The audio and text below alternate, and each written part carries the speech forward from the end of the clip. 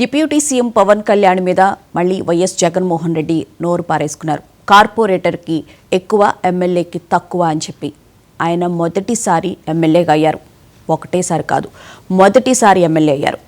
అయిన తర్వాత ఏ విధంగా మంత్రి అవడం ఉప ముఖ్యమంత్రి అవడం జరిగింది, ఏ విధంగా ప్రజలకి చేరువవుతున్నారు, ప్రజాపాలన ఎలా చేస్తున్నారు, ప్రజల్లోకి పథకాలను తీసుకువెళ్ళడానికి ఎలా ముందుకు వెళుతున్నారని చెప్పి ప్రజలు ఆలోచిస్తున్నారు తప్ప మీలాగా కార్పొరేటర్కి తక్కువ, ఎమ్మెల్యేకి ఎక్కువ అని ఎవరు ఆలోచించడం లేదు. అసలు జగన్మోహన్ రెడ్డి ఏమనుకుంటున్నారు? ప్రతిసారి డిప్యూటీ సీఎం పవన్ కళ్యాణ్ని ఎందుకు టార్గెట్ చేస్తున్నారు? ఎందుకు టార్గెట్ చేయాల్సిన అవసరం వచ్చింది? ప్రతిసారి ఏదో ఒక విధంగా ఆయన్ని కించిపరిచే విధంగా మాట్లాడుతున్నారు. ఆయన పదవి ఆశిస్తే కనుక ఎప్పుడో తీసుకునేవాళ్ళు. కానీ మీరు 2009లో రాజశేఖర్ రెడ్డి గారు, మీ తండ్రి గారైనటువంటి రాజశేఖర్ రెడ్డి గారు అధికారంలోకి వచ్చిన తర్వాత ఏ విధంగా అడ్డగోలుగా సంపాదించారు, ఎంపీ ఎలా అయ్యారు అనే విషయాల గురించి ప్రజలకు కూడా చాలా చక్కగా తెలుసు. ప్రజలు కూడా గమనిస్తూనే ఉన్నారు. వారికి ఏ విషయాలు అన్నీ అర్థమవుతూనే ఉన్నాయి, అన్నీ చూస్తూనే ఉన్నారు. కానీ ఇక్కడ మీరు ప్రతిపక్ష హోదా గురించి మీరు అసెంబ్లీలో చేస్తున్న రచ్చ మాత్రం అంత ఇంత కాదు. మీ నోటికి వచ్చినట్లు మాట్లాడితే, ఇష్టారాజ్యంగా మాట్లాడితే కనుక దానికి తప్పకుండా శిక్ష ఉంటుంది అని చెప్పి కూడా మంత్రి నారా లోకేష్ కూడా చెప్పడం జరిగింది. నోరు అదుపులో పెట్టుకుని మాట్లాడాలని కూడా చెప్పారు. ముఖ్యంగా కనుక జగన్మోహన్ రెడ్డి నోరు అదుపులో పెట్టుకోకుండా ఆయన నేతలు కూడా మాట్లాడితే ఇప్పుడు చూస్తూనే ఉన్నారు, శిక్షలు అనుభవిస్తున్నారు. అయినప్పటికీ కూడా ఏమాత్రం మార్పు అయితే రావడం లేదు. ప్రతిపక్ష హోదా గురించి ఇవ్వడం కుదరదు అని చెప్పి నిన్న స్పీకర్ చెప్పడం కూడా జరిగింది. కానీ ప్రతిపక్ష హోదాకు సంబంధించి ఆయన వక్రమార్గం చూపిస్తున్నారు. అంటే టీడీపీకి నేనే ప్రతిపక్ష హోదా ఇచ్చాను 2019లో, అది మీరు ఇచ్చింది కాదు సార్, ప్రజలే ఇచ్చారు. ప్రజలు ఇచ్చిన నేపథ్యంలోనే ప్రతిపక్ష హోదా వచ్చింది. ఆ నేపథ్యంలో మీరు ఏం చేశారనే విషయాల గురించి కూడా అందరికీ బాగా తెలుసు. అంతేకాకుండా గత అసెంబ్లీ సాక్షిగా నేను ఇచ్చానని చెప్పడం ఎంతవరకు కరెక్ట్? అది మీరిచ్చింది కాదు, ప్రజలు ఇవ్వడం వల్లే ప్రతిపక్ష హోదాకు రావడం జరిగింది. ముఖ్యంగా చూసుకుంటే కనుక వైఎస్ రాజశేఖర్ రెడ్డి చనిపోయిన తర్వాత మీరు ముఖ్యమంత్రి పదవి ఆశించడం కూడా జరిగింది. దానికి సంబంధించి సంతకాల సేకరణ చేపట్టారు. మీరు చేసిన ఘోరాలు అన్నీ అందరికీ తెలుసు. అయినప్పటికీ కూడా మీరు ఇంకా ప్రతిపక్ష హోదా గురించి మాట్లాడుతూ ఉన్నారు. సో దీంతోపాటు పవన్ కళ్యాణ్ కూడా మీకు సరైన బుద్ధి చెప్పే అవకాశం అయితే కనిపిస్తుంది. ఇప్పటికే చూస్తూ ఉన్నారు. అయినప్పటికీ కూడా మీరు ఇంకా మాట్లాడుతూనే ఉన్నారు. సో ఈ అంశానికి సంబంధించి వాటి డిబేట్లో చర్చించుకుందాం. డిబేట్లో పాల్గొనడానికి మనతో పాటు ఉన్నారు డూండి రాకేష్, ఆర్యవైశ్య కార్పొరేషన్ చైర్మన్, టీడీపీ అధికార ప్రతినిధి, అలాగే గాది వెంకటేశ్వర గారు, జనసేన అధికార ప్రతినిధి, అలాగే బాలకోటే గారు ప్రముఖ విశ్లేషకులు, అలాగే సీనియర్ జర్నలిస్ట్. అందరికీ గుడ్ మార్నింగ్ అండి. నమస్తే సార్. బాలకోటే గారు, నిన్న మళ్ళీ పవన్ కళ్యాణ్ గారి మీద జగన్మోహన్ రెడ్డి గారు రెచ్చిపోవడం జరిగింది. కార్పొరేటర్కి ఎక్కువ, ఎమ్మెల్యేకి తక్కువ అంట. మొదటిసారి ఆయన ఎమ్మెల్యే అవడం జరిగింది. ఇదే లాస్ట్ అన్నట్టు ఆయన మాట్లాడడం జరిగింది. ఏమంటారు సార్? నమస్తే. నమస్తే సార్.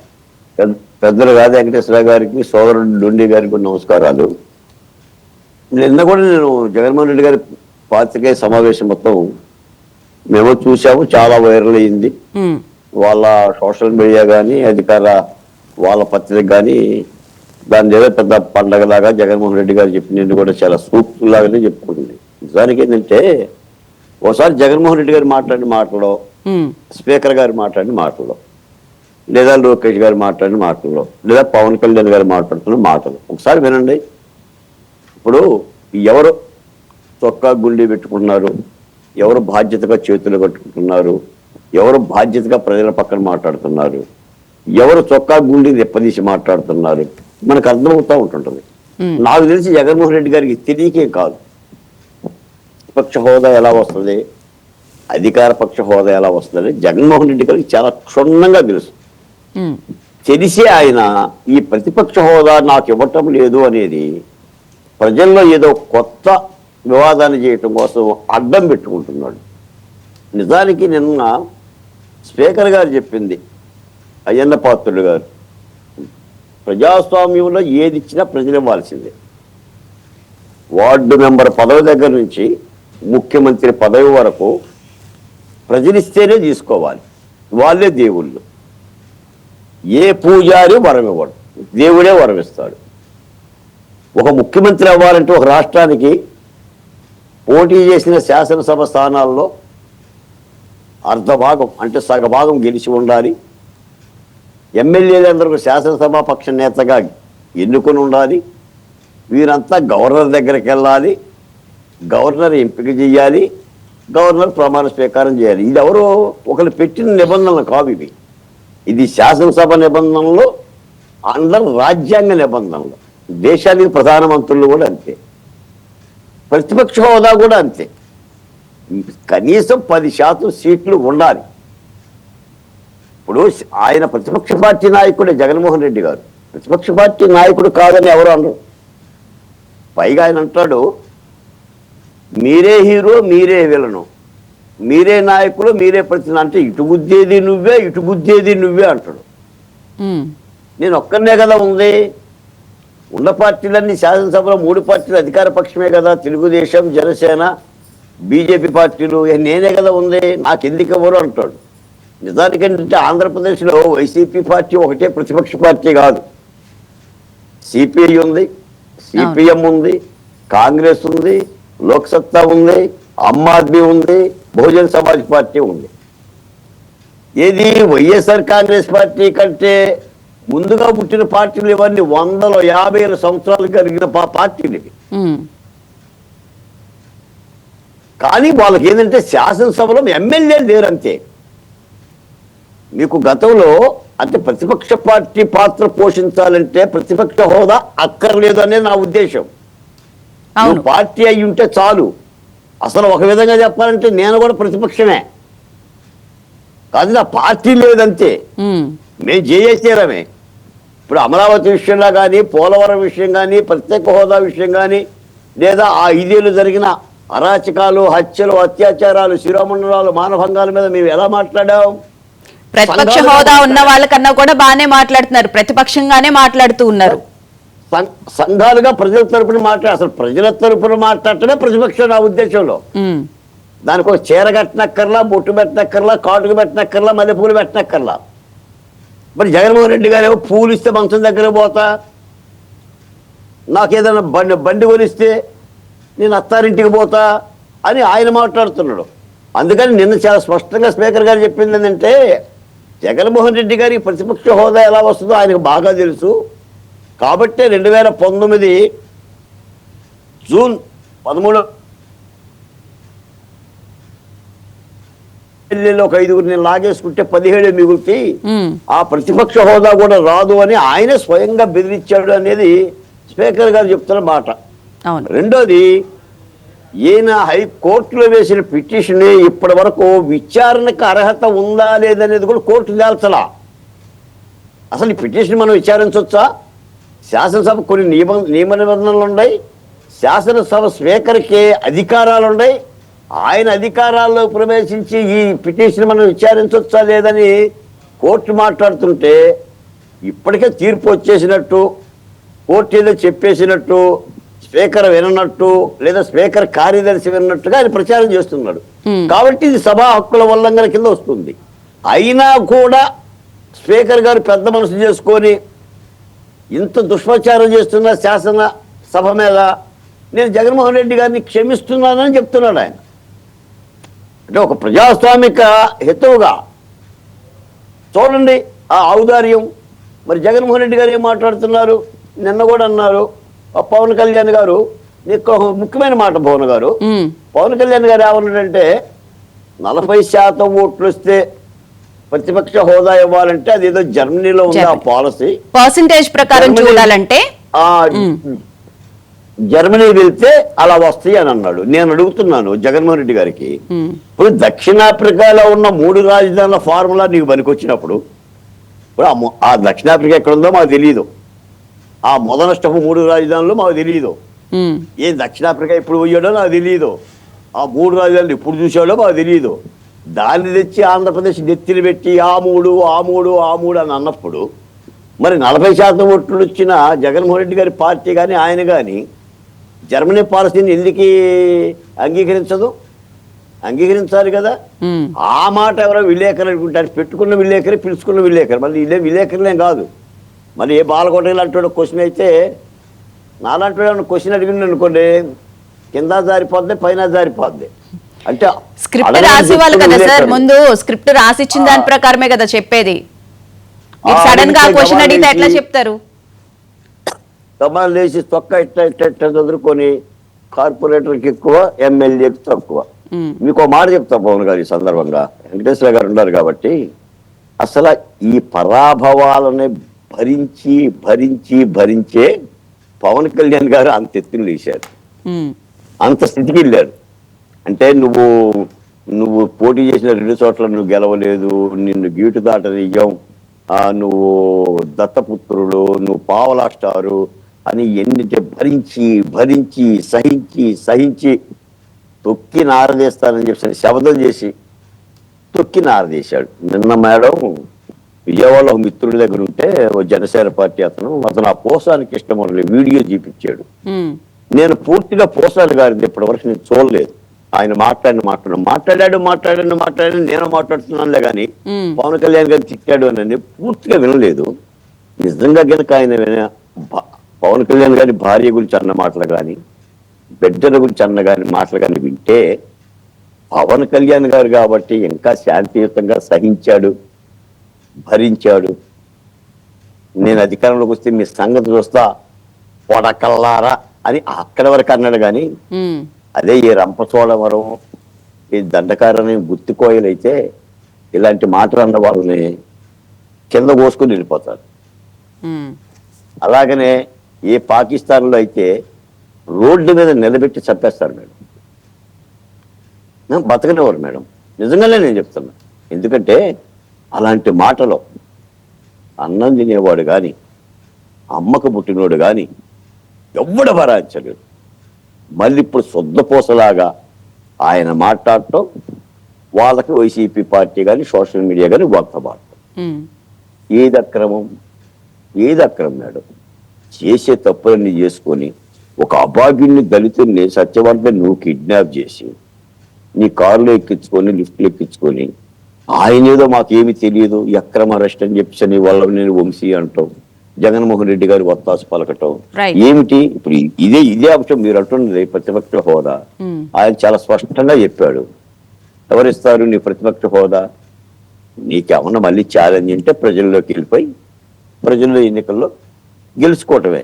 ఇప్పుడు శాసనసభలో ఫ్లోర్ లీడర్ ఉంటారు మేడం. తర్వాత ఈ పార్టీ అంతకుముందు కూడా 3 సీట్లు వచ్చిన పార్టీలు, 4 సీట్లు వచ్చిన లోక్సభ జయప్రకాష్ గారు ఒకే 1 సీటు, ఆయన పార్టీ నాయకుడు. ఈ రోజు నీకు 11 సీట్లు ప్రతిపక్ష హోదా ఇస్తే రేపు పొద్దున ఒకే 1 సీటుతో ఒక పార్టీ ఉంటుంది. మరి నేనే ఉన్నానుగా 1 సీటుతో. ఇక అధికార పార్టీ నాకు ప్రతిపక్ష హోదా కావచ్చు అని అడగొచ్చుగా, 2 సీట్లు అడగొచ్చుగా, 3 సీట్లు అడగొచ్చు. అంటే నిబంధన ఉండాలి కదా. ఇప్పుడు స్పీకర్ గారు ఇంకో మాట మీరు అన్నారు, నేను తెలుగుదేశం పార్టీకి ప్రతిపక్ష హోదా నేనే ఇచ్చాను అంటాడండి మేడం. నాకు అర్థం కదా. ఆయన ఒకటి ఏంటి? అదే కదా, ఆయనకేముంది రైటు? ఇచ్చారు, ఆల్రెడీ ఇచ్చిన తర్వాత అసెంబ్లీకి వచ్చారు, ఆయన నేనే ఇచ్చానని మాట్లాడుతున్నారు. కాదు, ఎవరిచ్చినా ప్రజల వాళ్ళు, ముఖ్యమంత్రి పదవి అయినా ప్రతిపక్ష హోదా అయినా నేనే ఇచ్చానంటాడేంటి? ఎవరు అడిగారు ఆయన్ని? అంటే చూడండి, అంటే ఒక ప్రజాస్వామిక లక్షణాలతో మాట్లాడుతున్నారా లేదా ట్రంప్ లాగా మాట్లాడుతున్నాడు? ఇప్పుడు ట్రంప్ లా మాట్లాడుతున్నాడు ఆయన, నియంత్రలాగా మాట్లాడుతుంది. వ్యాపారం కాదు కదా. కాబట్టి ఇలాంటి మాటలు మాత్రం ప్రజలు అర్థం చేసుకోవాలి. తప్పనిసరిగా ఇలాంటి మాటలు మాట్లాడటం వల్ల జగన్మోహన్ రెడ్డి గారికి నష్టం తప్ప లాభం ఉంటుందని నేనైతే అనుకో.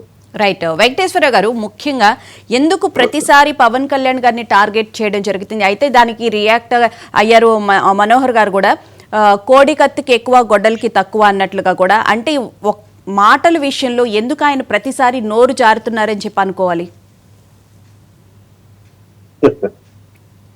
ముందుగా మీకు అలానే సభ్యులు బాలకోటయ్య గారికి, రాకేష్ గారికి, వ్యూవర్స్ అందరూ కూడా శుభోదయం మేడం.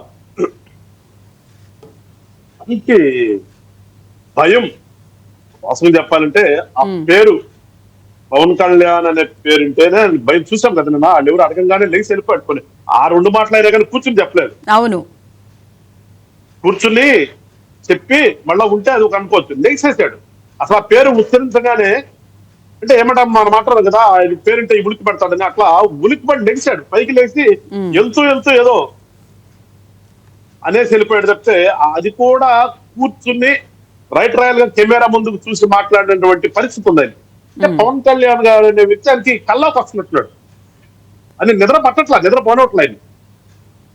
సో ఇవన్నీ కూడా ఒక భయం నుంచి, ఒక ఫ్రస్ట్రేషన్ నుంచి, ఒక మానసిక పరిస్థితి సరిగా లేకపోతే మాట్లాడే మాటలు చెప్తే, ఒక ఎక్స్ సీఎం గా మాట్లాడినటువంటి మాటలు అయితే కాదు కదా అవి. ఒక పొలిటీషియన్ అయితే అట్లా మాట్లాడరు కదా. అందుకే నేను పొలిటీషియన్ కాదురా బాబు, వైఎస్ఆర్ పార్టీ అంతా కూడా ఒక ముఠానది, దొంగల సమూహం అనేది. నిజంగా ఆయన ఒక ఎక్స్ సీఎం హోదాలో, లేకపోతే ఇప్పుడు ఏదో నాకు ప్రతిపక్షం కావాలని అడుగుతున్నటువంటి హోదాలో ప్రెస్ మీట్ పెడితే మాట్లాడాలి కూర్చొని. బడ్జెట్ గురించి మాట్లాడాడు, గవర్నర్ గారి ప్రసంగం గురించి మాట్లాడాడు. మాట్లాడిన తర్వాత ఆటోమేటిక్ గా సరే ఆయన స్క్రిప్ట్ అన్నా కానీ ఇంకోటి కానీ అట్లాగా చదివేది అనుకోండి, ఆ బడ్జెట్ మీద కూడా మనకు తెలుసు కదా, ఒక పేపర్ ఎవరు రాసిస్తారు అక్కడ ఉన్నవాడు, దాన్ని అది తీసుకుని చదవటం మించి అంతకంటే ఆయన ఎప్పుడు స్వతహాగా మాట్లాడింది నేనైతే అక్కడ చూడాల. ఏ మీటింగ్ అయినా సరే చదవాల్సింది, చూసి చదవటమే. సరే చూసి చదివేటప్పుడు పాపం వాళ్ళకి ఇట్లా పవన్ కళ్యాణ్ గారి నుంచి అడుగుతారేమో, అడిగితే ఏం చెప్పాలనేది వాడు రాసిచ్చినట్లేడు. అందుకని దబక్కని లెగిసాడు, వెళ్ళిపోయాడు. ఇప్పుడు ఇక్కడ మనం సరే మమ్మల్ని ఆయన బాలకొట్టేకరన్నట్టుగా పవన్ కళ్యాణ్ అనే వ్యక్తి ఈ రాష్ట్రంలో పార్టీ పెట్టిన తర్వాత ఏ రకంగా ప్రజలు ఇలాంటి ఈ సోకాల్డ్ రాజకీయ నాయకులతో ఎన్ని మాటలు అనిపించుకున్నప్పుడు కూడా ఎట్లా నిలబడగలిగాడో, నిలబడిన తర్వాత ఇవాళ పరిస్థితి ఏంటో తెలుసు మనకి. వాళ్ళు ఎవరు ఎక్కువ ఎవరు తక్కువ. మీరు అసెంబ్లీ కూడా టచ్ చేయనివ్వను అని మాట్లాడినటువంటి నీ పార్టీ నాయకులందరూ ఎంతమంది మాట్లాడారు ఆ రోజున? పవన్ కళ్యాణ్ ఇక్కడ అంటుకోనివ్వము అన్న వాళ్ళందరూ కూడా ఎక్కడున్నారు? అంటుకోనివ్వను అన్న వాళ్ళందరూ ఎక్కడున్నారు నాకే తెలియదు, కానీ ఎవరినైతే అంటుకోనివ్వను అని అన్నారో ఆ వ్యక్తి వాళ్ళ చాలా హుందాగా ఒక డిప్యూటీ సీఎం హోదాలో అసెంబ్లీలో ఉన్నటువంటి ఎంప్లాయీస్ చేత గౌరవంగా గేట్లు తీపించుకుని వెళ్ళి సీట్లో ఆసీనులు అయ్యేటటువంటి పరిస్థితిలో ఈయన ఉన్నాడు పవన్ కళ్యాణ్ గారు. మరి ఈ మాట్లాడలేదు కానీ ఎవరైతే ఇప్పుడు చెప్తున్నాడో దానికి ఎక్కువ దీనికి తక్కువ అన్నటువంటి ఈ వ్యక్తి ఎక్కడ కూర్చుంటున్నాడు? అసెంబ్లీ పరిసర ప్రాంతాల్లోనే కనిపించట్లా మనకి. అవును, ఆయన మళ్ళీ ఒక్కసారి ఎమ్మెల్యే అంటున్నారు, కానీ ఆయన ఫస్ట్ టైం ఎమ్మెల్యే అయింది, ఒక్కసారి ఎమ్మెల్యే కాదు కదా. సరేండి, అసలు చెప్పలేదా ఆయనకి? ఏదో పాపం ఆ పేరు ఎత్తంగానే భయపడ్డాడు, లేచి వెళ్ళిపోతూ ఏదో చెప్పాలి కాబట్టి చెప్పాడు. ఎందుకంటే ఇప్పుడు ఆ తక్కువ ఎక్కువ, ఎస్ కార్పొరేటర్ తక్కువ, ఎమ్మెల్యే కంటే తక్కువ అన్నాడు కదా. అవును, ఇప్పుడు ఆ తక్కువైన వ్యక్తే కదా అసెంబ్లీలో కూర్చుని మాట్లాడుతున్నాడు కదా. డిప్యూటీ సీఎం హోదాలో, ఒక మంత్రి హోదాలో కూర్చుని అదే అసెంబ్లీలో మాట్లాడుతున్నాడు. మరి నీ భాషలో చెప్పాలంటే నువ్వేదో ఎక్కువ కదా, ఎక్కువ అన్నవాడు నువ్వు ఎక్కడ కూర్చున్నావు అంటున్నారు. నువ్వు ఎక్కువే కదా, మరి ఎక్కువ అన్నవాడు ఉండాలి కదా అక్కడ. ఇంతవరకు ఈ యొక్క ఏమంటాం మనం, ఈ సెషన్స్ ఏదైతే ఉందో ఇప్పుడున్నటువంటి అసెంబ్లీ, ఈ అసెంబ్లీలో ఈ 24 తర్వాత ఎలక్షన్స్ తర్వాత నువ్వు ఒక్క రోజున అక్కడికి వెళ్ళగలిగావా? ఒకసారి వెళ్ళావు, ప్రమాణ స్వీకారం చేసావు, నీ సభ్యులు ప్రమాణ స్వీకారం చేసేదాకా కూడా ఉండలేదు. అది నీ ఘనత. దానికి మరి నీ యొక్క సభ్యులు నిన్ను మెచ్చుకుంటారో లేదంటే సిగ్గుపడతారో వాళ్ళకి వదిలేస్తాం. నాకు రెండోసారి పోయావు, ఇలా మరి 11 నిమిషాలు 11 మంది వెళ్ళాడు, 11 నిమిషాలకు వచ్చేసాడంటారు. దేనికి వెళ్ళావు, దేనికి వచ్చావో తెలియదు. ఇప్పుడు జరుగుతున్నటువంటి ప్రజెంట్ జరుగుతున్న సెషన్స్ లో అసలు ఈయన గారు ఎందుకు పోయాడు, ఎందుకు వచ్చాడో ఎవరికి తెలియదు. ఇలాంటి పరిస్థితుల్లో మాట్లాడుతున్నటువంటి మాటల్ని మనం ఏమనుకోవాలి? ప్రజలైతే ఏమనుకుంటారంటే ఏదో జగన్మోహన్ రెడ్డి గారి మానసిక పరిస్థితి సరిగా లేదు. వెంకటేశ్వర గారు, అసెంబ్లీలో జరిగే ప్రతి విషయాన్ని కూడా ఆయన తప్పు పట్టించే విధంగానే చూపిస్తున్నారు. ఎందుకంటే అక్కడ అసెంబ్లీలో ప్రమాణ స్వీకారం అప్పుడు కూడా నాకు 2 రోజులు వెయిట్ చేయించారనే విధంగా చెప్తున్నారు. కానీ మంత్రులందరూ ప్రమాణ స్వీకారం అయిన వెంటనే మాజీ ముఖ్యమంత్రి అయినటువంటి జగన్మోహన్ రెడ్డితో ప్రమాణ స్వీకారం చేయించడం కూడా జరిగింది. కానీ ఆయన దాన్ని కూడా వక్రీకరిస్తున్నారు. అసలు జగన్మోహన్ రెడ్డి గారు అనే వ్యక్తి వక్రీకరించింది ఏముందండి? ఇప్పుడు నాకు ప్రతిపక్ష హోదా ఇవ్వాలి, ఏదో అపోజిషన్ లీడర్ గా నన్ను గుర్తించాలంటాడు. అపోజిషన్ లీడర్ గుర్తించాలి, దానికి ఏం రూల్స్ లేవు, దానికి ఏం చట్టం లేదు, నేను పోయినసారి నేనే ఇచ్చాను అనే కదా మాట్లాడేదైనా. ఇదిగో నా ముందు ఒక పేపర్ చూపిస్తున్నటువంటిది చదివి చెప్తాను. ఇది 23 జూలై 2014, 23 జూలై 2014లో ఒపీనియన్ అండి ఇది. అప్పుడున్నటువంటి ఇండియన్ గవర్నమెంట్ కి attorney general of India Mukul రోహిత్కి గారు అప్పుడు ఇచ్చినటువంటి ఒపీనియన్, ఈ ఒపీనియన్ కూడా ఏంటంటే లోక్సభ నుంచి ఇంకేమైందంటే recognition of leader of opposition in 16th Lok Sabha. అప్పుడు కూడా కాంగ్రెస్ కి ఏంటంటే 44 సీట్లు వచ్చినాయి. అప్పుడు దానికి లీడర్ ఆఫ్ అపోజిషన్ ఇవ్వడానికి ఉందా లేదని ఇన్ని ఒపీనియన్ అడిగితే 23 జూలై 2014 ఈయన ఇచ్చినటువంటి ఒపీనియన్ పేపర్స్ అండి నా దగ్గర ఉన్నది. ఆయన ఇచ్చినటువంటి ఒపీనియన్ కాపీ దీంట్లో క్లియర్ గా మెన్షన్ చేశాడు ఆయన 1/10 of the strength of the Lok Sabha is 55. అంటే ఏమంటారంటే కోరం లోక్సభని జరపాలంటే మనం అంటాం కదా కోరం అనేది 1/10 ఉండాలి. 1/10 ఉంటేనే అసెంబ్లీ ఏదైనా సరే ఏ హౌస్ అయినా రాజ్యసభ కింద ఉన్నా కానీ ఏ హౌస్ అయినా నడపడానికి కోరం వచ్చేసి 1/10. అపోజిషన్ లీడర్ అనే వాళ్ళకు కూడా ఈక్వలెంట్ టు కోరం ఉండాలి. అది 1/10 ఉంటేనే కుదురుతుంది అని చెప్పి క్లియర్ గా చెప్పిన దాంట్లో అప్పుడున్నటువంటి రూలింగ్ ఇది చట్టం లేదంటున్నాడు కదా రూలింగే. అప్పుడు 1956 లో అప్పుడున్న ఫస్ట్ స్పీకర్ ఆఫ్ ఇండియా జీవి మావలాంకర్ గారు 1956 లో చేసినటువంటి రూల్స్ లో డైరెక్షన్స్ ప్రకారం 120, 121 ప్రకారం క్లియర్ గా ఉంది. 120, 121 ప్రకారం 1/10 ఉంటేనే అపోజిషన్ లీడర్ ఇవ్వడానికి కుదురుతుంది అని క్లియర్ గా ఆయన ఇచ్చినటువంటి ఒపీనియన్ ఇది. కానీ లోక్సభ స్పీకర్ గారు అప్పుడు ఇచ్చినటువంటి డైరెక్షన్ ప్రకారం అది లేదని ఎట్లా చెప్తారు? ఎక్కడా లేదు, చట్టం లేదు, రూల్స్ లేవు, ప్రొసీజర్ లేదని ఎట్లా చెప్తారండి? అంటే వీళ్ళకు ఉన్నటువంటి సలహాదారులు మరి పాప మర్చిపోయి ఇచ్చారేమో. వాళ్ళు అన్ని సలహాలు రాసిస్తారు కదా, రాసినటువంటి తెచ్చుకోరు కదా. ఇదేం నేను చెప్తున్నది కాదు, ఇది జనసేన నుంచి చెప్తున్నది కాదు, ఇంకోటి కాదు. ఇది నేను చెప్తుంది మళ్ళీ ఒకసారి వాళ్ళు ఇంటే చూసుకోవాలి. 23 జూలై 2014 అప్పుడున్నటువంటి attorney general of India Mukul రోహిత్కి గారు ఇచ్చినటువంటి ఒపీనియన్ 1/10 ఉంటేనే అపోజిషన్ లీడర్ గా ఇస్తారు అనేది క్లియర్ గా ఉంది. మరి ఇక్కడ నీకు లేదు కదా. మరి 175 సీట్లు 1/10 అంటే నీకే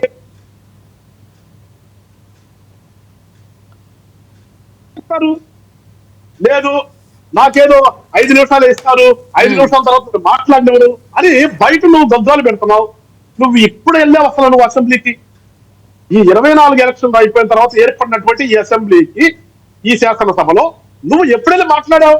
నువ్వేనా మాట్లాడితే నిన్ను స్పీకర్ గారు ఏమన్నా నీ టైం అయిపోయింది నిన్ను కూర్చోమన్నటువంటి సందర్భం ఏమైనా ఉందా?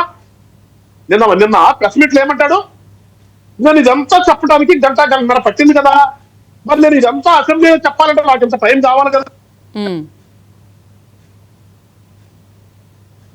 5 నిమిషాలు ఇస్తానన్నాడు, 5 నిమిషాల తర్వాత కూర్చోమంటాడని ఎట్లా మాట్లాడతారండి? మాట్లాడితే అధికార పార్టీ అన్ని అబద్ధాలు చెప్తుంది, అబద్ధాలు చెప్పారు, అధికారంలోకి వచ్చారు, అన్ని మోసపూర్తి వాగ్దానాలు ఇచ్చారని చెప్పేసి ఈ పెద్ద మనిషి ఏం మాట్లాడుతున్నాడు? నువ్వు అసలు అసెంబ్లీకి వెళ్ళి ఎప్పుడు మాట్లాడావు? నువ్వు అసెంబ్లీలో ఎప్పుడు కూర్చున్నావు? నిన్ను ఎప్పుడు స్పీకర్ గారు నీ టైం అయిపోయింది కూర్చోవాలి అన్నాడు? ఆ సందర్భం వచ్చింది అసలు? ఆ సందర్భం రాకుండా నువ్వు అక్కడ కూర్చున్నావు, ఎంత టైం కావాలి, అంత టైం కావాలంటే ఏమనాలండి? అంటే ముందే ఊహించుకుంటున్నారేమో మీరు చెప్పినట్టు. పవన్ కళ్యాణ్ గారు అంటే భయం వల్ల ఊహించుకుని ముందే అలా చెప్తున్నారేమో. మేడం ఒకటి మాత్రం వాస్తవం మేడం, ఆయన అసెంబ్లీలోనే కాదు ఎక్కడైనా సరే పవన్ కళ్యాణ్ అనే వ్యక్తిని ఫేస్ చేయడానికి మన ధైర్యం లేదు ఆయనకి. ఆయన్ని కళ్ళలో కళ్ళు పెట్టి కాదు అసలు మనిషినే, ఆ మనిషిని చూడటానికి కూడా ఇతనికి తడిసిపోతుంది. సో రీజన్ అది. ఇక్కడ నాకు అపోజిషన్ లీడర్ కాదు, ఇంకోటి కాదు. అక్కడికి వెళ్ళి అసెంబ్లీలో కూర్చుంటే తలకాయ ఇటు తిప్పినప్పుడు పవన్ కళ్యాణ్ గారు కనిపిస్తారు పక్కన. పవన్ కళ్యాణ్ గారిని చూస్తే ఈయన అక్కడ కూర్చోలేడు అసలు. ఈయన ఆయన చూసేటటువంటి ధైర్యం లేకనే ఇవాళ మాట్లాడితే సింహాలు సింగిల్ వస్తుంది చెప్తారు కదా. వీళ్ళంతా సింహం ఇంకోటి మావాడేదో మగధీరుడు రకరకాల టైటిల్స్ అందిస్తుంటారు కదా. ఇవన్నీ కూడా వాళ్ళు మాట్లాడతానని చెప్తే వాస్తవికత ఏంటంటే ఈ రాష్ట్రంలో పవన్ కళ్యాణ్ గారిని ఈయన చూడటానికి గానీ, పవన్ కళ్యాణ్ అనే పేరు వినటానికి గానీ ఈయనకి ధైర్యం సరిపోట్ల. ఒక భయం వేస్తుంది అసలు. ఆ పేరు విన్నా మొదలడమే ఒక భయం వచ్చేస్తుంది. ఆ భయంలో నుంచి వచ్చినటువంటి మాటలే నిన్న మాట్లాడాడు చెప్తే దేనికి ఎక్కువ దేనికి తక్కువ ప్రజలు చూస్తున్నారు. నేను మళ్ళా చెప్తున్నా, నువ్వు చెప్పేటటువంటి తక్కువైనటువంటి వ్యక్తి అన్న రైట్ రాయల్ అసెంబ్లీలో కూర్చొని ప్రజల కోసం మాట్లాడుతున్నాడు. నువ్వు ఫీల్ అవుతున్నావు, నువ్వే రోడ్లు అంటపడి తిరుగుతున్నావు. ఎక్కడ బెంగళూరులో ఇంకోటి అంటపడి తిరుగుతున్నావు. అందుకని ప్రజలు గమనిస్తున్నారు. ఇవాళ ప్రజలు ఎవరు ఎక్కువ ఎవరు తక్కువ గమనిస్తున్నారు. ఇవాళ పంచాయతీరాజ్ వ్యవస్థకి ఇవాళ ఆంధ్ర రాష్ట్రంలో ఏ రకంగా జవసత్వాలు తీసుకొచ్చారో ప్రజలు గమనిస్తున్నారు మేడం. నువ్వు చెప్పాల్సింది నీ సర్టిఫికెట్ ఎవరికి కావాలి? నీ సర్టిఫికెట్ మాకు అవసరం. కాకపోతే మేము అడుగుతుంది ఏంటంటే నువ్వు ఒకసారి డాక్టర్ దగ్గర సర్టిఫికేట్ తెచ్చుకో. నీ మానసిక స్థితి బాగుంటేనేమో నువ్వు ఒక నాయకుడిగా పార్టీకి ఉండు, లేకపోతే ఎవరు ఒక నా పార్టీ ప్రెసిడెంట్ పెట్టు, పాపం ఆ పార్టీ నడుపుకుంటారు. నిన్ను చూసి మోసపోకూడదు కదా, నిన్ను చూసి జీవితాలు పాటు చేసుకోకూడదు కదా. అందుకని ఒక్కసారి జగన్మోహన్ రెడ్డి గారు నీకు సూచన చేస్తున్నాం మేము. సరే, మా సూచన తీసుకోపోయావు ప్రజల నుంచేనా, నీ మానసిక స్థితిని ఒక్కసారి చెక్ చేయించుకుని ప్రెస్ మీట్ లకు వస్తే బాగుంటుందని నేనైతే ఆ వైఎస్ఆర్ పార్టీ వాళ్ళకందరికి కూడా సలహా తెలుసుకున్నాను. రైట్. రాకేష్ గారు గుడ్ మార్నింగ్ అండి. గుడ్ మార్నింగ్ అండి. రాకేష్ గారు, నిన్న జగన్మోహన్ రెడ్డి గారు చేసిన కామెంట్స్ కి లోకేష్ కూడా రియాక్ట్ అవ్వడం జరిగింది. చాలా ఘాటుగానే స్పందించారు. ఇష్టారీతిగా మాట్లాడితే మాత్రం ఊరుకునేది లేదు, తప్పకుండా శిక్షలు పడతాయి, రెడ్ బుక్ ఓపెన్ అయింది, దాని పని దాన్ని చేసుకుంటూనే ఉంటుంది అని కూడా చెప్పడం జరిగింది. అయినప్పటికీ కూడా వైసీపీ నాయకులు ఇట్లా మాట్లాడుతూనే ఉన్నారు. ఏమంటారు సార్? జగన్మోహన్ డిబేట్ లో పాల్గొన్న పెద్దలు బాలకోటయ్య గారికి, గాదే వెంకటేశ్వర రెడ్డి గారికి, గాదే వెంకటేశ్వర గారికి, అన్ని మహాన్యూస్ చూసుకున్న పెద్దలందరూ కూడా నమస్కారం. నేనేమంటానంటే అండి, జగన్మోహన్ రెడ్డి అనే వ్యక్తికి చాలా క్లియర్ గా మతి సీమితం ఉందనేది క్లియర్ గా అర్థమవుతా ఉంది. అతను అధికారం ఉన్నా లేకపోయినా అతని భయం వెంటాడుతా ఉంది. ఎప్పుడు మీడియా ముందుకు రాడు, ఎప్పుడు ప్రజల ముందుకు రాడు. మీరు గుర్తుపెట్టుకోండి, ఈ రోజు అతను అసెంబ్లీలో నాకేదో ఆస్థానమీ లేదు, నాకు కుర్చీ ఇవ్వలేదు, లేకపోతే కుర్చీకి నా వైసీపీ కలర్ వేసిన కుర్చీ నాకు ఇవ్వలేదు అని ఏదో నోటికి ఇష్టం వచ్చినట్టు మాట్లాడుతూ ఉన్నాడు. ఇవన్నీ అసలు ఎక్కడ పక్కన పెడితే, అసలు అతను అసెంబ్లీకి వెళ్తే కదా అతనికి సమయం ఇస్తారో లేదో తెలిసేది. అతను అసెంబ్లీకి వెళ్ళి ఉదయం నుంచి సాయంత్రం దాకా, అసెంబ్లీ ప్రారంభమైన గంట నుంచి ముగిసే గంట వరకు కూర్చొని నాకు సమయం కావాలని అడిగితే, అప్పుడు కనుక అసెంబ్లీ స్పీకర్ గారు, గౌరవనీయ స్పీకర్ గారు అతనికి సమయం ఇవ్వకపోతే అతను ఏదైనా దుష్ప్రచారం చేసే అవకాశం ఉంటుంది. అసలు అసెంబ్లీలో అతను పట్టుమని 10 నిమిషాలు లేకుండా అతను తెచ్చుకున్న 11 నిమిషాల మట్టికి అతనితో పాటు ఉండి, అతను వెళ్ళిపోయి అతను బయటకు వచ్చి కూర్చొని అతను ఇష్టం వచ్చినట్టు మాట్లాడుతూ ఉంటే అంతకన్నా ప్రజాస్వామ్యానికి విరుద్ధమే ఉంటుంది. అసలు ప్రజాస్వామ్యాన్ని కానీ, ప్రజలిచ్చిన తీర్పుని కానీ అతను గౌరవిస్తున్నాడా అని మా నారా లోకేష్ గారు అడిగారు. ప్రజలు అతని ప్రతిపక్ష హోదా ఇవ్వాలని కోరుకోలా, నీకు 11 ఇవ్వటమే గొప్ప, నీ 11 నీకు శాశ్వతం అవ్వాలని చెప్పి ప్రజలు అతన్ని డిసైడ్ చేశారు. ఆ డిసైడ్ చేసింది పవన్ కళ్యాణ్ గారా, చంద్రబాబు గారా, లోకేష్ గారా కాదు, రాష్ట్ర ప్రజలు డిసైడ్ చేశారు. ఆ తీర్పుని గౌరవించాల్సిన బాధ్యత ఆ వ్యక్తిగా ఉంది. అతను కేవలం ఎమ్మెల్యే అన్న సంగతి అతను గుర్తుపెట్టుకోవాలి. ఒక ఎమ్మెల్యేగా అతనికి ఇవ్వాల్సిన సీట్ అతనికి ఇస్తారు, ఒక ఎమ్మెల్యేగా అతనికి ఇవ్వాల్సిన సమయం అతనికి ఇస్తారు. అతను అసెంబ్లీకి వెళ్ళి కూర్చుంటే అతని టైం వచ్చినప్పుడు ఖచ్చితంగా బెల్లు కొట్టి మీరు మాట్లాడండి అని చెప్పి టైం ఇస్తారని చెప్పి తెలియజేస్తా ఉన్నా. అంతే తప్ప అతను ఇంకా అతని ఇష్టం వచ్చినట్టు ప్రజల్ని రెచ్చగొట్టే టైంలో అధికారం ఉన్నా లేకపోయినా అప్పుడు వ్యక్తిత్వంగా తిడతాం, ఇవాళ వ్యక్తిత్వ హననాన్ని టార్గెట్ పెట్టుకొని నోటికి ఏది పడితే అది మాట్లాడుతూ ఉంటే చూస్తూ ఊరుకోవటానికి ఇది జగన్మోహన్ రెడ్డి దౌర్భాగ్యపు ప్రభుత్వం కాదు, ఇది ఎన్డీఏ కూటమి ప్రభుత్వం అని మరోసారి తెలియజేస్తా ఉన్నా. జగన్మోహన్ రెడ్డి అనే వ్యక్తి ఖచ్చితంగా గుర్తు పెట్టుకోవాలి, ఈ రోజు అతను టైం అయిపోయింది, అతను ఎక్స్పైరీ డేట్ వచ్చేసింది, ఆల్రెడీ ప్రజలు చేదరించుకొని అతన్ని ఎల్లగొట్టేశారు. ప్రజలు సమస్యల మీద అతను పోరాటానికి సిద్ధంగా లేడు. ప్రజలు ఎందుకంటే ఇవాళ ప్రజలకి సమస్యలు లేవు కాబట్టి అవి పోరాడే సమయం అతనికి ఉన్నా లేకపోయినా అసలు ప్రజల సమస్యలు ఊర్లో ఎవరు మాట్లాడుకోవట్లేదు కాబట్టి దాని గురించి ఏం చేయాలో తెలియక అతని హోదా గురించి మాత్రమే అతను మాట్లాడుకుంటున్నాడు. ఇవాళకి కూడా అతనికి ఏం కావాలో అతను మాట్లాడుకుంటున్నాడు తప్ప ప్రజలకి ఇది కావాలని అతను మాట్లాడే పరిస్థితిలో లేడని మరోసారి తెలియజేస్తా ఉన్నానండి. ఎప్పుడైనా జనం ఒకటి అర్థం చేసుకోవాలి, ఇతను చేస్తున్న ప్రతి విషయం కూడా ఇతని యొక్క సైకోలు ఎలివేషన్ ఇచ్చి ఇచ్చుకోవడానికి పనిచేస్తే తప్ప ఏదో పవన్ కళ్యాణ్ గారినో ఏదో చంద్రబాబు నాయుడు గారినో 2 మాటలు అంటే అబ్బాబా మా నాయకుడు వీరుడు ధీరుడని వాళ్ళ సైకోల్ని బలపరచుకోవడానికి ఉపయోగపడితే తప్ప అంతకు మించి ఇంకోటి లేదు. రెడ్ బుక్ లో ఏదైతే పేర్లు పర్టికులర్ గా ఉన్నాయో గతంలో చెప్పినట్టు ఇవాళకి కూడా మా నారా లోకేష్ గారు కానీ ఎన్డీఏ కూటమి ప్రభుత్వం కానీ కట్టుబడి ఉంది. నోటికి ఇష్టం వచ్చి మాట్లాడిన ప్రతి ఒక్క దౌర్భాగ్య నాయకుడికి, చట్టాన్ని ఉల్లంఘించి ప్రవర్తించిన ప్రతి ఒక్క కార్యకర్తకి, అదే విధంగా వైసీపీ నాయకులకి, అదే విధంగా ఆనాటి అధికారులకి చట్టాన్ని ఎవరంగైతే ఉల్లంఘించారో ఖచ్చితంగా వారి మీద చర్యలు ఉంటాయి. దానికి ఎన్డీఏ కూటమి తరఫున ప్రతి ఒక్కళ్ళం కూడా కట్టుబడి ఉన్నామని మరొకసారి మహాన్యూస్ ద్వారా స్పష్టం చేస్తున్నాం మేడం గారు. అంటే ప్రజల ముందుకు వచ్చి ఇలా మాట్లాడడాన్ని మనం ఎలా చూడాలి? ముఖ్యమంత్రిగా ఉన్నప్పుడు పరదాల చాటునున్నటువంటి జగన్మోహన్ రెడ్డి ఇప్పుడు ముఖ్యమంత్రి పదవి పోయిన వెంటనే ప్రజల మధ్యలోకి వచ్చి ఏదో శవరాజకీయాలు చేయడము, ఇలా జైలుకు వెళ్తే వాళ్ళని వెళ్ళి పరామర్శించడం చేస్తూ ఉన్నారు. దీన్ని మనం ఎలా చూడాలంటారు రాకేష్ గారు? అతని యొక్క అసమర్థతను చూడాలండి. ఏ రోజైనా సరే అతను అధికారంలో ఉన్న 5 ఏళ్ళు ప్రజల సమస్యల మీద కానీ, ప్రజల యొక్క ఇబ్బందుల గురించి కానీ, ప్రజలు పడుతున్న తిప్పల గురించి కానీ మార్కెట్లోకి వచ్చి మాట్లాడా? మార్కెట్లోకి వచ్చి కనీసం పరామర్శించాడా? అతని వల్ల అనేక మంది ఎస్సీలు, బీసీలు, మైనారిటీలు, ఓసీలో ఉన్న అనేక వర్గాల వాళ్ళు అనగారిపోయిన విషయాలు మనందరికీ కూడా తెలిసినాయే. ప్రతి ఒక్కరిని అనగదొక్కుతూ ప్రతి ఒక్క వ్యవస్థని నాశనం చేస్తూ ముందుకెళ్ళాడు. ఎక్కడా కూడా ఎవరికి కనబడకుండా, కనీసం అతను బయటకు వస్తే తార్పాలు కట్టుకొని వెళ్ళేవాడు. ఎవరికి కూడా కనబడకుండా 144 సెక్షన్ పెట్టి చుట్టూరా ఆ రోడ్లో వస్తున్నాడంటే ఏరియా మొత్తం కూడా పోలీసులు బార్కెట్లు పెట్టి ఆపేవాళ్ళు. అంత పరిస్థితి నుంచి ఈ రోజు ప్రశాంతంగా ముఖ్యమంత్రి గారు వెళ్ళినా, గౌరవనీయ పవన్ కళ్యాణ్ గారు ఉప ముఖ్యమంత్రి గారు వెళ్ళినా, మరే మంత్రి వర్యులు వెళ్ళినా ట్రాఫిక్ లో వెళ్ళిపోతా ఉన్నారు. జనాల్ని చూసుకుంటూ, జనాల సమస్యలు తెలుసుకుంటూ, ఎవరైనా గుంపు కూడి ఎవరైనా కారు ఆపితే సెక్యూరిటీ రీజన్స్ అని చెప్పినా కూడా పట్టించుకోకుండా పవన్ గారైనా చంద్రబాబు గారైనా కారు ఆపి వాళ్ళ సమస్యలు తెలుసుకుంటా ఉన్నారు. ఇలాంటి పరిస్థితి ఎప్పుడైనా సరే అతని ప్రభుత్వంలో జరిగిందా అని ఆత్మవిమర్శ చేసుకోవాల్సిన అవసరం ఉంది. ప్రతి ఒక్కదాన్ని కూడా వ్యవస్థను మార్పు చేసుకుంటూ, ఏదైతే అతను నాశనం చేసిన వ్యవస్థలన్నింటినీ కూడా బాగు చేసుకుంటూ, సరి చేసుకుంటూ ముందుకు వెళ్తా ఉన్నాం. టైం పడుతుంది, ఖచ్చితంగా కొద్దిగా టైం పడుతుంది. ఇలా మేకపోతే గాంభీర్యం ప్రదర్శించో లేదా నోటికి ఇష్టం వచ్చినట్టు మాట్లాడో ఉనికి చాటుకోవటానికి తప్ప ఇంకా దేనికి పనికిరాదని మరోసారి తెలియజేస్తున్నాను. నేను మరోసారి కూడా చెప్తున్నా, జగన్మోహన్ రెడ్డి అనే వ్యక్తికి నిజంగా అతని చిత్తశుద్ధి ఉంటే, నిజంగా గనక ప్రజల నిబద్ధత ఉంటే, ప్రజా తీర్పు మీద గనక గౌరవం ఉంటే, ఎలా అయితే ప్రగల్భాల బలికి ఎలివేషన్లు ఇచ్చి అసెంబ్లీకి వెళ్ళాడు కదా, అదిగో వచ్చేస్తున్నాడు అసెంబ్లీకి, ఇదిగో వచ్చేస్తున్నాడు అసెంబ్లీకి అని, ఏది 11 నిమిషాల కోసమా? ఈ 11 నిమిషాల అసెంబ్లీ కోసం 2 రోజులు ఎలివేషన్. మా నాయకుడు వచ్చేస్తున్నాడు, జరగండి జరగండి జరగండి జరగండి జరగండి అని. తేడా చూస్తే ఇక్కడి నుంచి అసెంబ్లీలోకి వెళ్ళే అంత టైం కూడా పట్ల ఆయన అక్కడ కూర్చోవటం అంటే నిబద్ధత లేదు అనేది క్లియర్ గా అర్థమైపోతా ఉంది. పోను అతను అడిగే పోరాటం ఏంటి? ఏదైనా రైతుకి ఇబ్బంది వచ్చిందని న్యాయం గురించి అతను ప్రెస్ మీట్ పెట్టి పోరాడుతున్నాడా?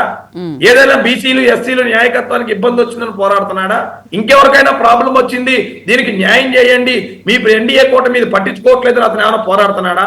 అతని వ్యక్తిగత హోదా కోసం పోరాడుతా ఉన్నాడు, అతని వ్యక్తిగత మనుగడ కోసం పోరాడుతా ఉన్నాడు, అతని వ్యక్తిగత విషయాల కోసం పోరాడుతున్నాడు తప్ప ప్రజల సమస్యల మీద ఇప్పటికి కూడా అతను పోరాడట్లేదని మీ అందరూ కూడా తెలియజేయాలి. ఎందుకనంటే ప్రజలకు ఏ సమస్యలు లేవు. ఎన్డీఏ కూటమి చాలా పకడ్బందీగా ప్రతి శాఖల వారీగా మేము గతంలో చెప్పినట్టు శ్వేతపత్రం రిలీజ్ చేయడం జరిగింది. ప్రతి అంశం మీద క్షుణ్ణంగా మార్పులు తేవటం జరుగుతూ ఉంది. ఇచ్చిన ప్రతి మాటకి కట్టుబడి ఒక్కొక్కటి సాల్వ్ చేసుకుంటా వస్తా ఉన్నాం. రాబోయే రోజుల్లో మా నాయకులు చెప్పినట్టు ఏదైతే మిగిలిన హామీలను కూడా ఖచ్చితంగా ప్రజలకు నెరవేర్చి తీరుతాం. వాళ్ళలాగా పెంచుకుంటూ పోతాం. మీరు చూస్తా ఉండండి, ఆఖరి సంవత్సరంలో చూస్తాం, ఆఖరి 6 నెలల్లో చూస్తాం. అనే కూటమి ప్రభుత్వం కాదు ఇది కూటమి ప్రభుత్వం. కూటమి ప్రభుత్వం ఇచ్చిన మాట కట్టుబడి ఉంది. చంద్రబాబు నాయుడు గారైనా అటు పవన్ కళ్యాణ్ అయినా డబల్ ఇంజన్ గ్రోత్ తో ముందుకెళ్తున్నామని అనేక సార్లు చెప్పారు.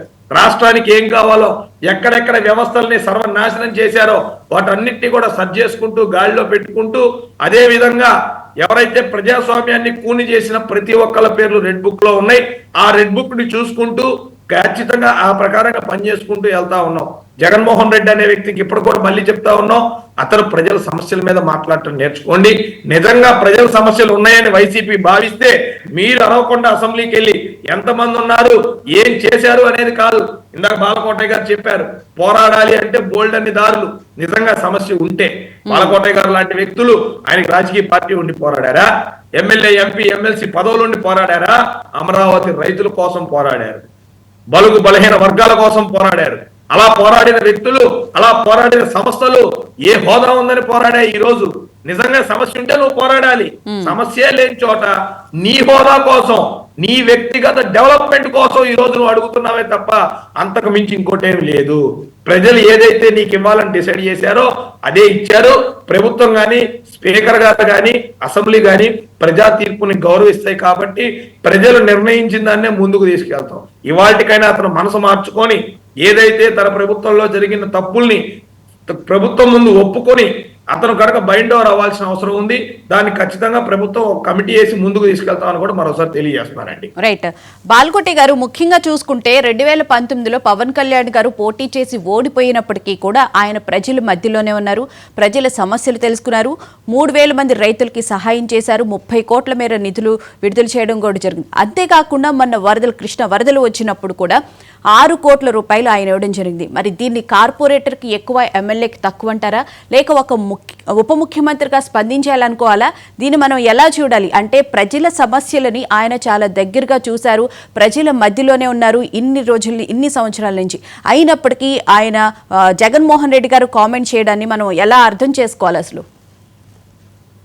భువన గారు, ఒక 2-3 అంశాలే.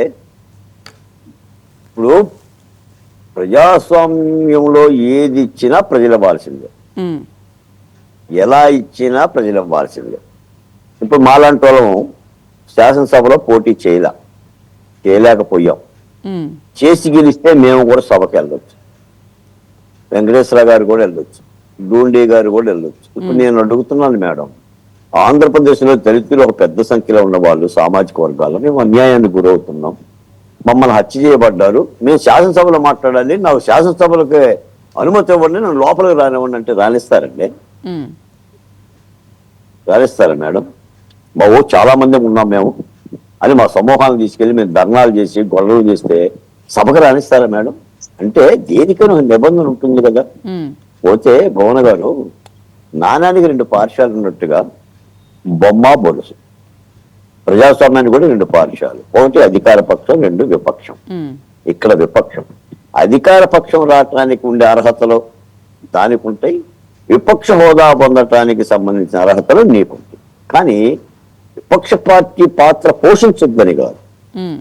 మీకు జగన్మోహన్ రెడ్డి గారికి అన్ని తెలుసు మేడం, ఏ వంకర అంటే ఏ వంకర అన్నట్టుగా, ఆడలేక మధ్యలో ఓడన్నట్టుగా. జగన్మోహన్ రెడ్డి గారు మీరు శాసనసభకి ఎందుకు పోవడం లేదని అడిగిన వాళ్ళకి చెప్పటానికి అంటే ఒక వంక చూపించాలి కాబట్టి, వాళ్ళు ప్రతిపక్ష హోదా నాకు ఇవ్వటం లేదు కాబట్టి నేను వెళ్ళటం లేదని చెప్తారు. అది చెప్పటానికి ఒక డొంక. ఇప్పుడు చంద్రబాబు నాయుడు గారు శాసనసభకి ఇది కౌరవ సభ అని ప్రకటించి ఆగాడు. ఎందుకు ఆగాడు? ఒక కారణం జరిగింది.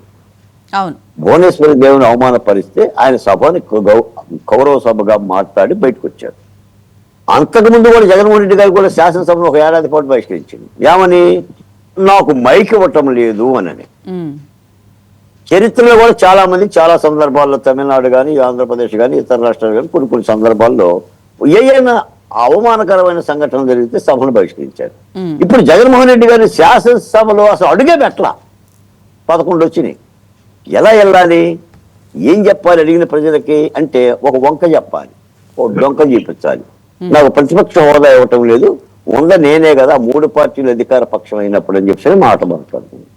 కాబట్టి ఇది జగన్మోహన్ రెడ్డి గారికి తెలిసిన విద్య, ఈ డొంక చూపించాలి. అంటే ఒక అబద్ధాన్ని పదే చెప్తే నిజమైపోతుంది అన్నట్టుగా ఇది ఒక గ్లోబల్ సిద్ధాంతం. పోతే రెండోది అసలైన విషయం భువన గారు, మళ్ళీ మొన్న ఎమ్మెల్సీ శాసన మండలిలో బొత్స సత్యనారాయణ గారు అమరావతిని శ్మశానం అని చెప్పి వ్యాఖ్యానించడం పట్ల వెలగపూడికి చెందిన కంచెర్ల జగన్మోహన్ రావు అనే ఒక రైతు తుళ్ళూరు పోలీస్ స్టేషన్ లో నా సమక్షంలోనే శాఖమూరి రైతు ఈశ్వరం గారు కలిసి ఫిర్యాదు చేశాం. ఎందుకంటే మేడం, అంబేద్కర్ దూషిస్తే ఎలా నేరమో, గాంధీ గారిని దూషిస్తే ఎలా తప్పు, దేశాన్ని అవమానపరిస్తే ఎలా తప్పు, రాష్ట్రాన్ని నిందిస్తే ఎలా తప్పు, అలాగనే ఒక రాష్ట్ర రాజధాని అమరావతిని దూషించడం మహా తప్పు.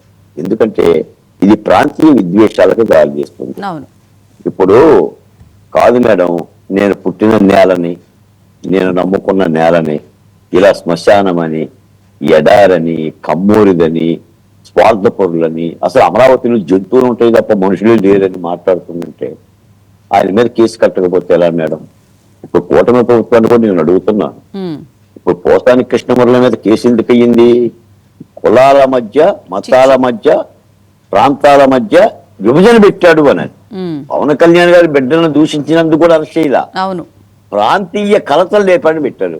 మరి ఇప్పుడు అమరావతిని తిట్టినటువంటి ప్రాంతీయ కలతలు కాదా మేడం? ఒక మానవ జీవితాన్ని, మా ఆత్మగౌరవం మీద నిందించడం కాదా మేడం? దీని మీద ఎందుకు చర్య తీసుకోకూడదు? ఈ రోజున రాజధాని రైతులు, జేఏసీ అందరూ కూడా అన్ని పోలీస్ స్టేషన్లో ఫిర్యాదు చేసే ప్రయత్నం చేస్తున్నాం. ఇది మా హక్కు.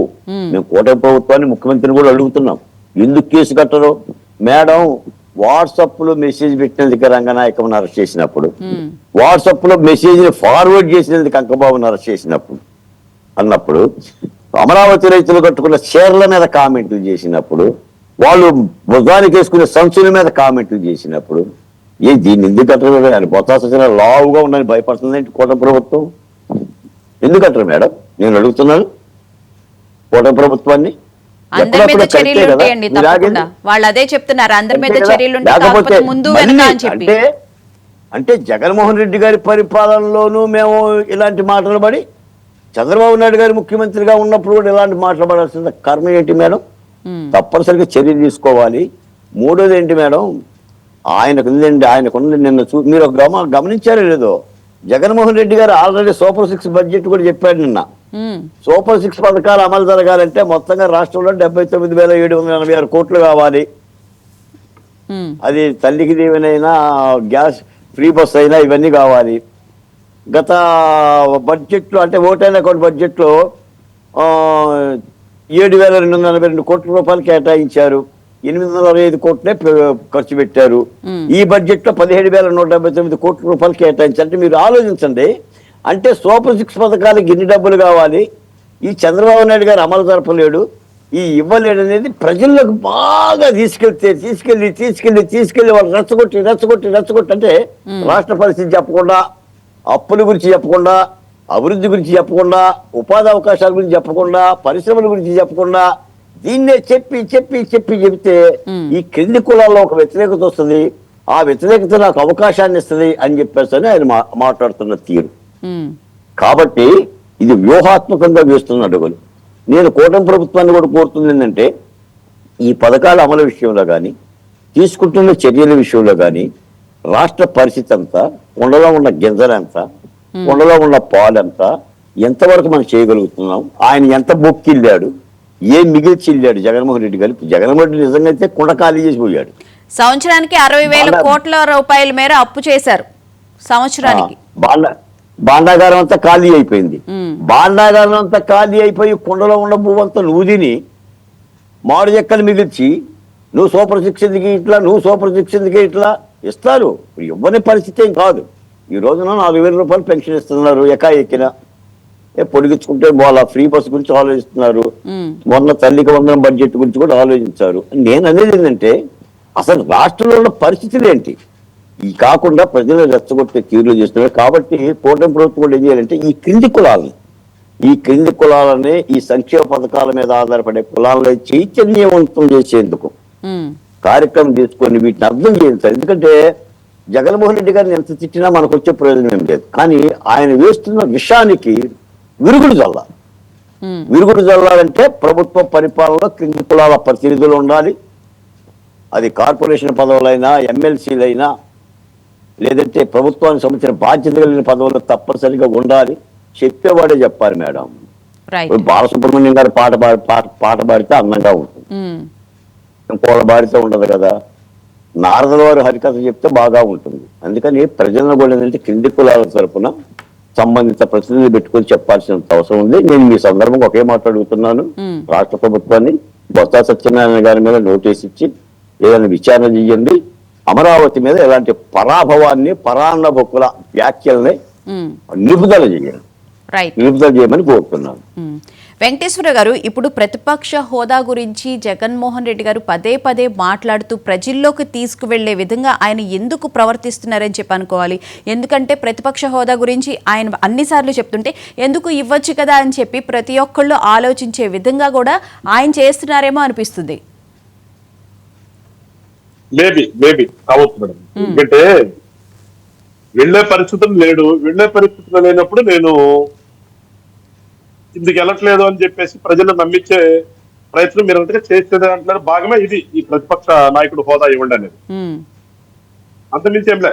ఎందుకంటే ఆయన ముఖ్యమంత్రిగా ఉన్నప్పుడంటే అసెంబ్లీకి వెళ్ళడానికి ఆయన ఇంటి దగ్గర నుంచి అసెంబ్లీ గేట్ దాకా బార్ని పోలీసులు పెట్టుకున్నాడు, పట్టాలకు అడ్డం కట్టించుకున్నాడు, అధికారం ఉంది కాబట్టి.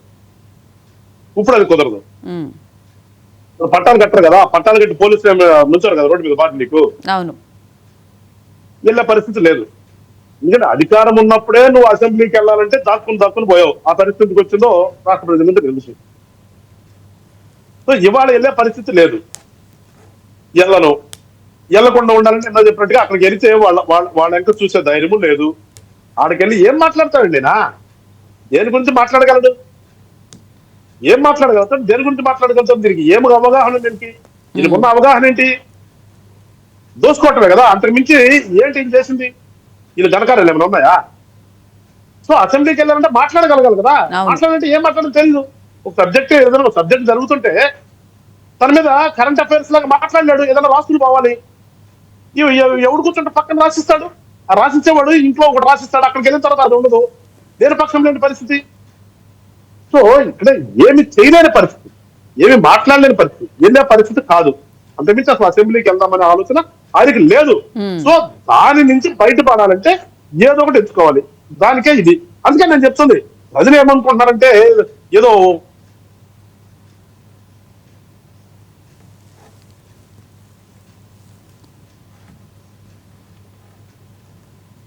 వెంకటేశ్వర గారు.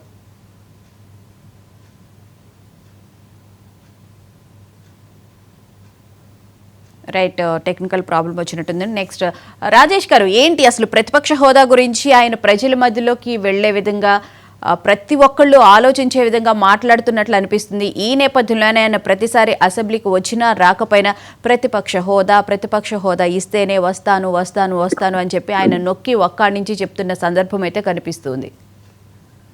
ఏమండి, ఇందాక మా నాయకులు చెప్పినట్టు, పెద్దలు చెప్పినట్టు అతనికి ప్రజలకు ఉపయోగపడే చేయటం అనేది ఇష్టం లేదు. ప్రజా తీర్పుని గౌరవించటం అంతకన్నా ఇష్టం లేదు. అతను ఏదో ఒక రకంగా తన మెహర్బానీ కోసం ప్రజల్ని డైవర్ట్ చేయటం కోసం డైవర్షన్ పాలిటిక్స్ లో అతను ఎక్స్పర్టు. అతను అసెంబ్లీకి వెళ్లకుండా ఉన్నాడనే విషయాన్ని ఎక్కడైతే ఎన్డీఏ కూటమి నాయకులు ప్రశ్నిస్తారు అనే విషయం ఆయనకు తెలుసు కాబట్టి, అతను అసెంబ్లీకి వెళ్లే సమర్థత అతనికి లేదు కాబట్టి, అతనికి అసెంబ్లీకి వెళ్లి వీళ్ళందరినీ ఫేస్ చేసి నా సంఖ్య 11 అని గుర్తు చేసుకోవటం అతనికి చేత కాదు కాబట్టి, ప్రజలిచ్చిన తీర్పు మీద అతనికి నమ్మకం లేదు కాబట్టి, అతను ఈ విధంగా కవర్ చేసుకోవటానికి ప్రభుత్వం మీద దుష్ప్రచారం చేయటం తప్ప అంతకు మించి ఇంకొకటి లేదనేది నేను మరొకసారి చెప్తా ఉన్నా.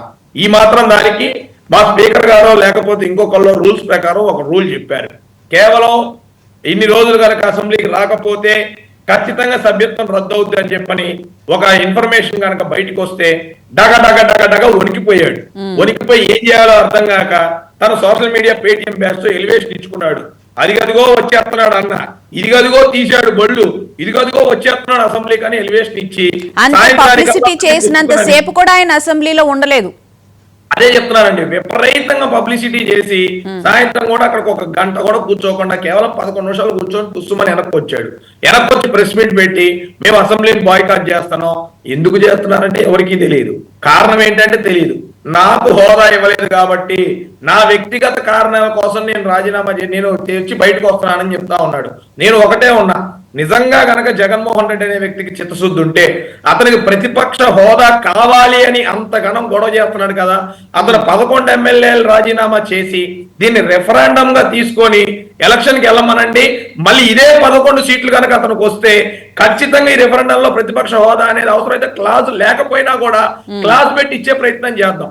ముందు అతను దీన్ని రెఫరెండంగా తీసుకొని ఈ 11 సీట్లకి రాజీనామా చేసి ఇది ప్రజల ముందు ఈ యొక్క కారణంతో, కేవలం నాకు హోదా ఇవ్వలేదనే కారణంతో దీన్ని రెఫరెండంగా తీసుకొని మేము 11 మంది ఎమ్మెల్యేలు రాజీనామా చేస్తా ఉన్నాం, మాకు ప్రతిపక్ష హోదా కావాలని చెప్పి రాజీనామా చేసి ఈ 11 సీట్లలో వెళ్ళమనండి. మళ్ళీ 11 సీట్లు జనం కనుక వాళ్ళని చెప్పండి కోటయ్య గారు. డోండి గారు ఈ 11 కూడా ఇచ్చేటట్టు లేడండి. అలా కాదు, ప్రజలు నిర్ణయిస్తారంటున్నా నేను చెప్పేది. జగన్మోహన్ ఇటువంటి సవాళ్ళు కూడా ఆయన గెలుస్తారో లేదో అన్నట్టుగా ఉంది.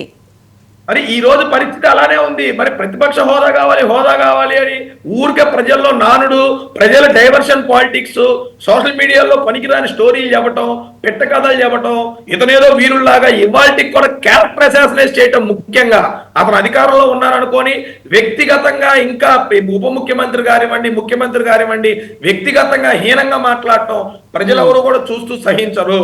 నిజంగా కనుక అతనికి ప్రతిపక్ష హోదా కావాలి అని అనిపిస్తే అది ప్రజలు కోరుకుంటున్నారు అని జగన్మోహన్ రెడ్డి అనే వ్యక్తి భావిస్తే ఇదే పాయింట్ రెఫరెండం కింద తీసుకొని రెఫరెండం కింద పెట్టి 11 మంది ఎమ్మెల్యేలని రాజీనామా చేయించి అతను కనుక ఈ 11 సీట్లు పోటీ చేసి గెలిస్తే అప్పుడు దీని గురించి ఆలోచిస్తామని తెలియజేస్తున్నానండి. అలా ఉప ఎన్నికలు వస్తాయని ఆయన ముందుగా మొన్న అసెంబ్లీకి రావడం జరిగింది. ఎక్కడ మళ్ళీ ప్రతిపక్షం మామూలుగా అసెంబ్లీ రద్దయిపోతారని చెప్పి ఎమ్మెల్యేగా. సార్ చెప్పండి సార్. భువన్ గారు, జగన్మోహన్ రెడ్డి గారి దగ్గర దండిగా దుడ్డు ఉంది, డబ్బులు ఉన్నాయి. ఆయనకి 4 ప్రాంతాల్లో 4 భవంతులు ఉన్నాయి. పిల్లలు లండన్ లో ఉన్నారు. ఆయనకు వచ్చిన నష్టం ఏమీ లేదు. అవును. 15 రోజులకోసారి ఒక పాత్రికేయ సమావేశం పెట్టి 2 గంటల పాటు ఊగి ఊగి మాట్లాడతాడు. ఏంటి మేడం ఆ పాత్రికేయ సమావేశం?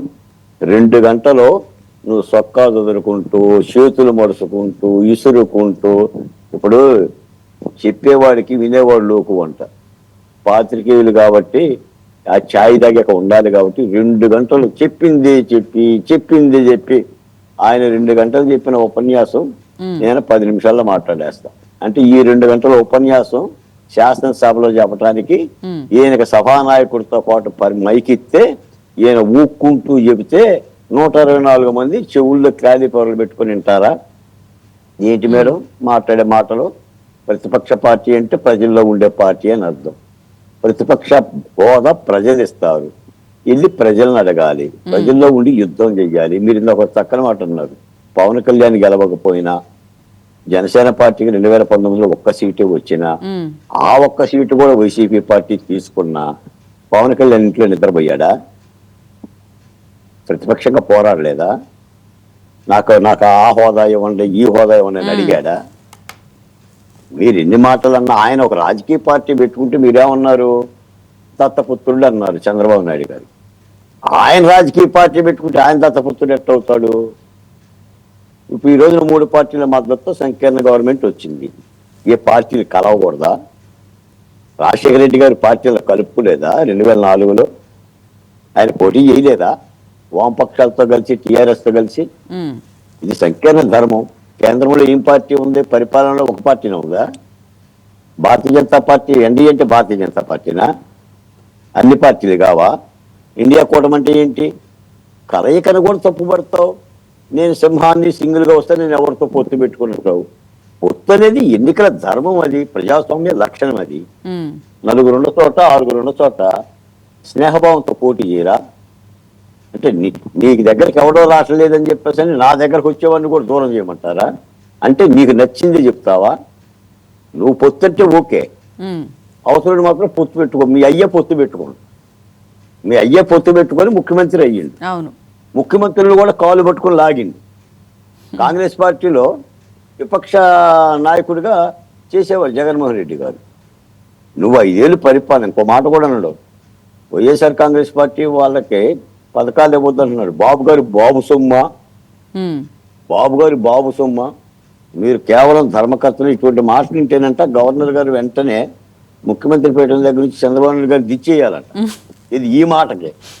మరి ఈ లెక్కన జగన్మోహన్ రెడ్డి గారు మొన్న 5 ఏళ్ళలో ఎన్నిసార్లు దించాలి? అదే, ఎన్నిసార్లు ముంచాలి? బకెట్లో ముంచినట్టు. ప్రజలు దించలేకపోయారు కదా అప్పుడు. అందుకని ఆయనకి తెలుసు మేడం, జగన్మోహన్ రెడ్డి గారికి తెలియక మాట్లాడటం కాదు. కావుతుందంటే ఆంధ్రప్రదేశ్లో కొన్ని క్రింది కులాలు, కొంత నిరక్షరాస్యత ఎక్కువ ఉండే కులాలు, లేదా పథకాల మీద ఆధారపడే కులాలలో రెచ్చగొట్టాలని, వాళ్ళకి దగ్గర చేసుకోవాలని చెప్పని ఒక వ్యూహాత్మకంగా చేస్తున్న అడుగులు తప్పనిసరిగా వీటిని కూటమి ప్రభుత్వం సమర్థవంతంగా ఢీకొంటుంది.